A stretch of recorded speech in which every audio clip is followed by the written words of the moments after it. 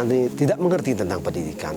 Kalau boleh kita kata, orang-orang masyarakat di sini yang orang aslinya tak satu pun yang sekolah, untuk mendidik anak mereka pun, untuk menyekolahkan anak pun mereka pun masih lemah.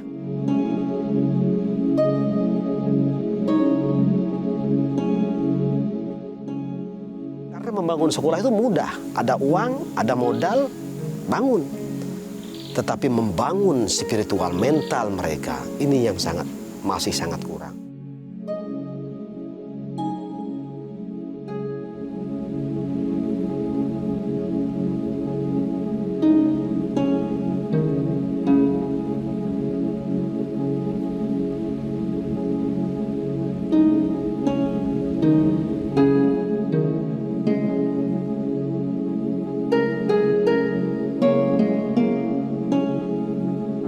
Masyarakat suku Terasing yang ada di desa Tanjung Niur ini awalnya hidup berpencar-pencar.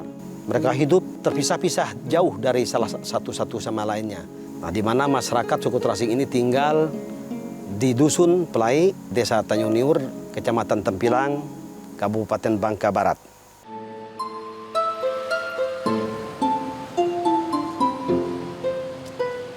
Oleh masyarakat kampung seberang, itu disebut orang gunung atau orang rintis. Karena mereka tinggalnya di seputaran bukit. Dan setelah mereka disatukan dalam satu komunitas, mereka disebut dengan masyarakat suku Terasing. Mengapa? Karena mereka hidup dulunya di seperti gunung, mereka terasing dari tempat-tempat lain.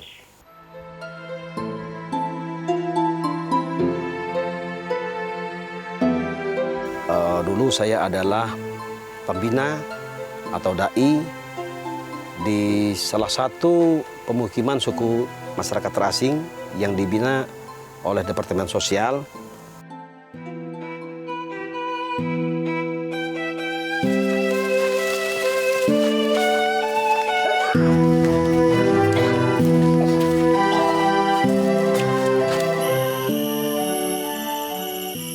Masangnya tali ini ikat ke kayu, terus kita tancap di tengah.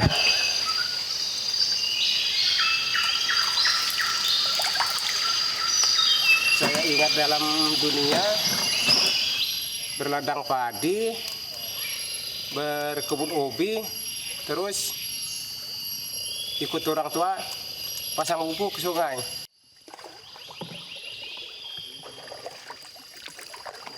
Masyarakat kita di sini begitu dekat, begitu kental dengan alamnya, dengan hutan, sungai. Nah, lalu mereka menjaga, merawat sungai, kebersihan sungai. Maka masyarakat di sini ada namanya tanah yang tidak boleh diganggu, sekitar mungkin 70-an hektar lah, itu untuk dijadikan masyarakat sebagai hutan adat.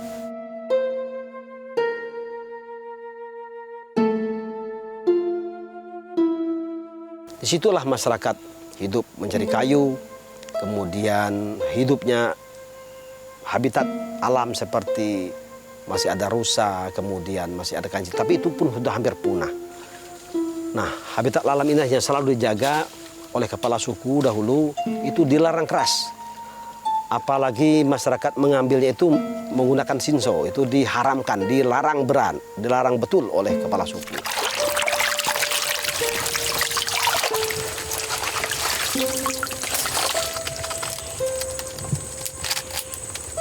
Dari alam inilah mereka hidup. Mereka ada yang bertani, kemudian sampai saat ini masyarakat kita masih ada yang melaut ke sungai. Masih tradisional sama sekali, yaitu menggunakan bubu, pancing, tidak menggunakan alat-alat yang canggih. Kemudian mereka mengambil apa adanya, seperlunya. Jadi mereka mengambil kebutuhan, bukan keinginan. Dan kemudian ada salah satu yang sangat ditekankan oleh suku adat kita, bahwa kita tidak dibolehkan sama sekali menggunakan alat-alat seperti racun, kemudian bom untuk mendapatkan ikan di sungai.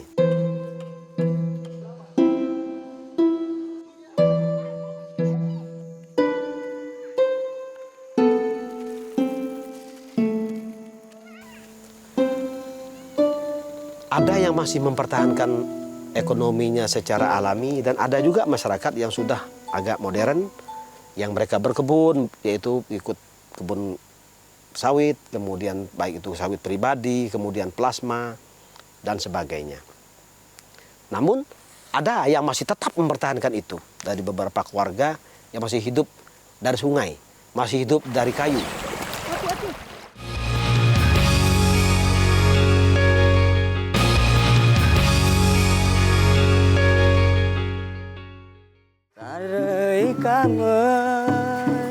Tarai kamai, tarai serima.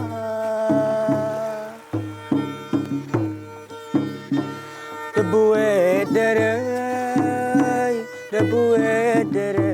burung hutan. Debuet derai, burung hutan. Mereka sangat percaya dengan hal-hal gaib. Hal-hal gaib, maka mereka setiap bulan Saban biasanya, atau nanti kalau ada orang sakit, atau kalau ada ada orang hilang, mereka selalu mengadakan pemujaan-pemujaan yang disebut ngancak.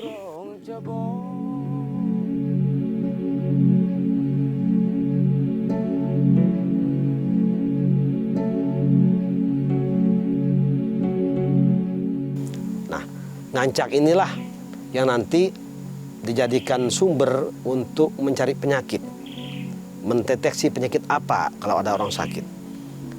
Nah, ini ngancak ini dilakukan oleh para dukun yang kita sebut dengan ketua adat. Ketua adat merangkap dengan kepala suku. Kepala suku inilah yang melakukan ngancak ini. Itu dilihat dari segi kepercayaan.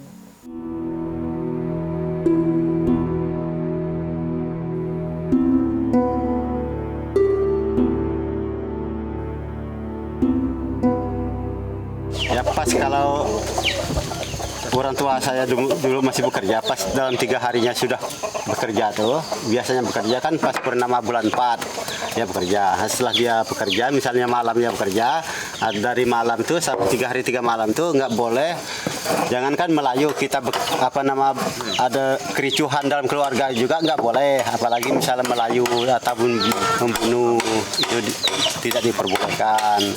Nah kalau misal kita langgar, kita sendirilah kena musibahnya gitu. Begitu kena pantangan dari orang gunung-gunung itu.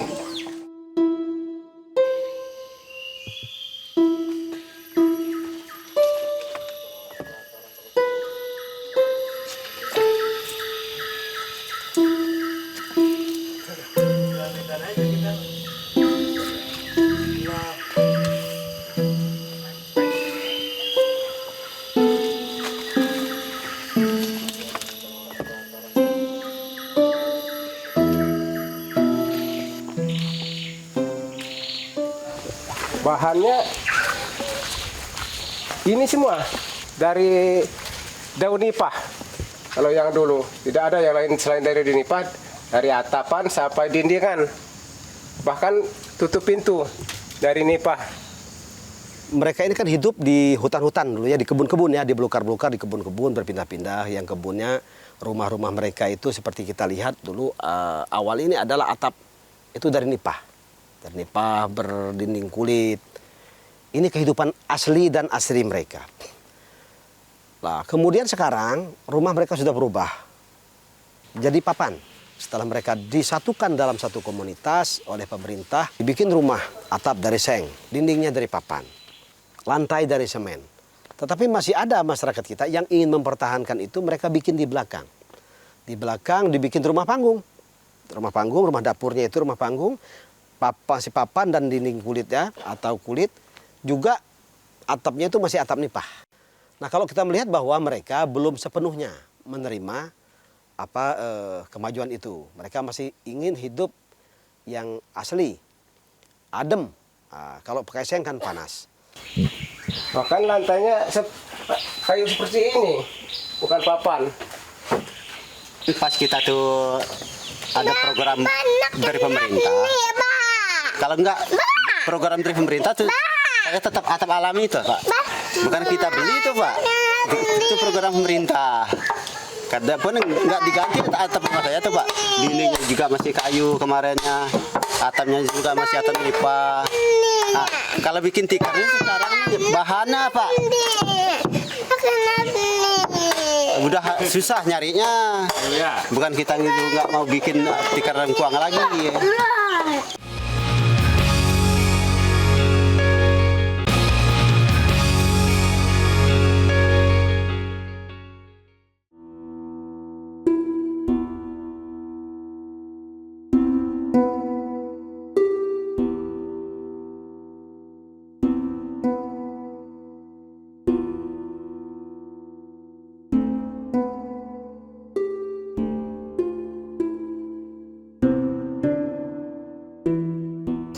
Lagi sakit apa Pak ini?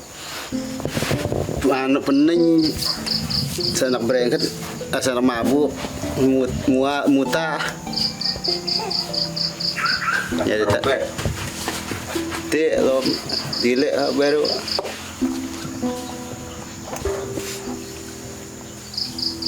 Nakit pitam lama dulu, alat mula.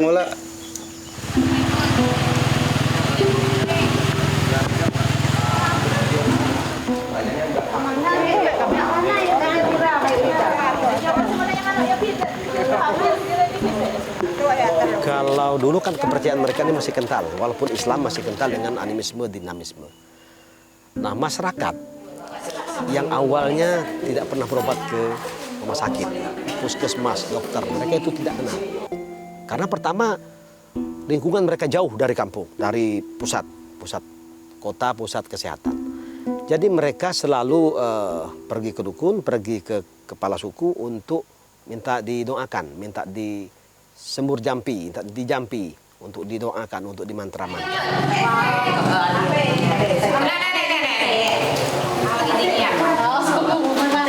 Bagus Bu, 130, 200, kemarin udah dikasih obat tapi kan sekarang apa keluhannya? Agak sesek. Ibu untuk mengatasi seseknya, ibu ke puskes aja, ya. Ke puskesmas ada kartu BPJS. Nah, bawa kartu BPJS-nya, fotokopi. Awalnya masyarakat kita arahkan ya, untuk kesehatan itu posyandu. Itu ditolak, awal-awal ditolak. Karena mereka sangat percaya dan yakin dengan kekuatan para sesepuh, kekuatan para kepala suku, ketua adat, para dukun. Nah, setelah perkembangan pendidikan sudah mulai masuk, kemudian orang-orang sudah mulai ada perkembangan, kemudian jalan dibuka, perusahaan masuk. Nah, mulailah bersosialisasi masyarakat dengan masyarakat luar, sehingga mereka mempunyai pengetahuan baru terhadap dunia luar. 2014, jarak anak pertama sama anak keduanya 2 tahun. Sekarang anak yang kedua 1,5 tahun ya. Ibu kalau ada kesempatan ke puskesmas ya, cek darah. Iya. Soalnya ini penting. Kalau HB-nya rendah bisa aja ibu pendarahan. Bayinya lahir tidak cukup bulan. Iya.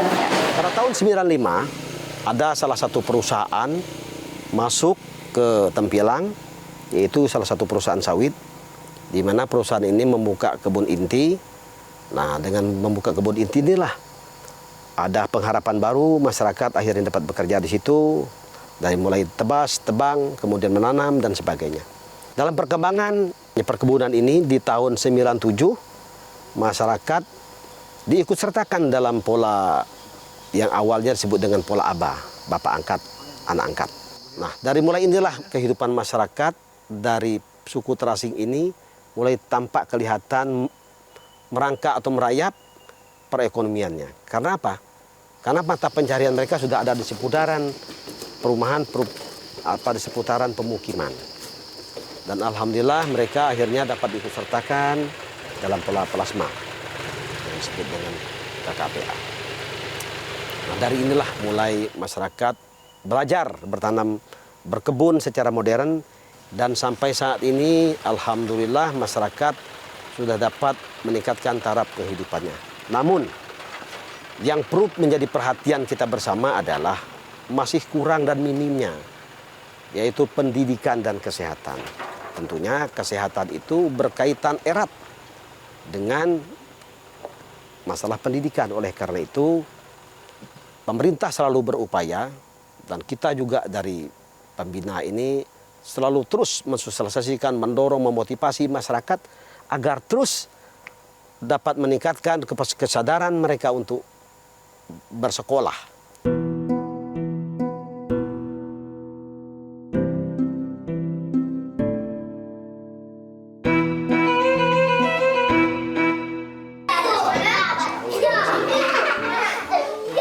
Kita tidak hanya berhasil, disebut berhasil di dalam dunia pendidikan itu dengan banyaknya sekolah-sekolah. Karena membangun sekolah itu mudah, ada uang, ada modal, bangun. Tetapi membangun spiritual mental mereka, ini yang masih sangat kurang.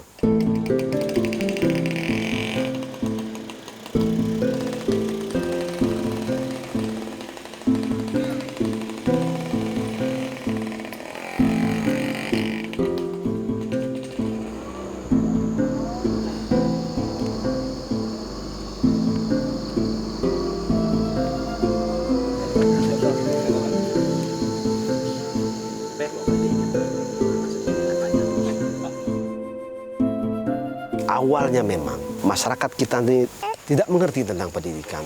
Kalau boleh kita kata, orang-orang masyarakat di sini yang orang aslinya tak satu pun yang sekolah. Dari PDI kalau ya. Mereka yang jelas untuk mendidik anak mereka pun, untuk menyekolahkan anak pun mereka pun masih lemah. Oleh karena itu tentunya kita dari berbagai pihak harus memberikan motivasi yang luar biasa kepada mereka. Jangan bosan-bosannya. Karena untuk mengisi sekolah itu tentunya memang tidak mudah.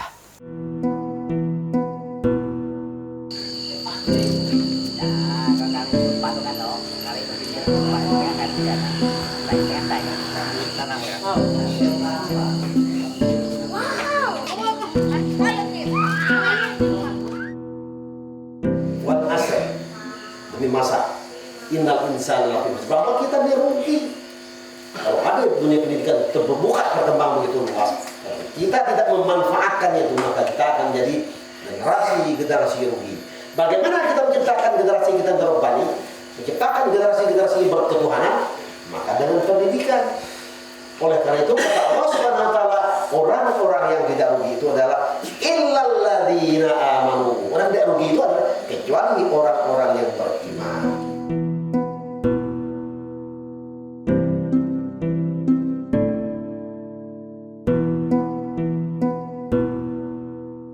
Kita harus optimis bahwa masyarakat kita yang tadi masyarakat suku Terasi ini menjadi suku masyarakat yang peduli terhadap pendidikannya.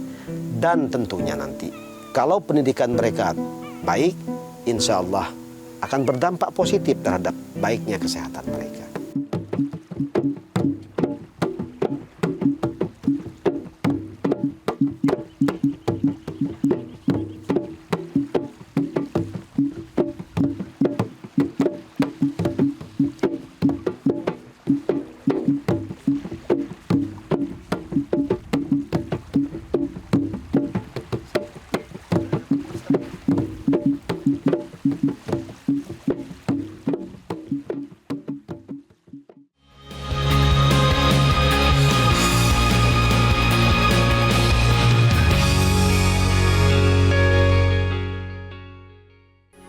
Metro TV.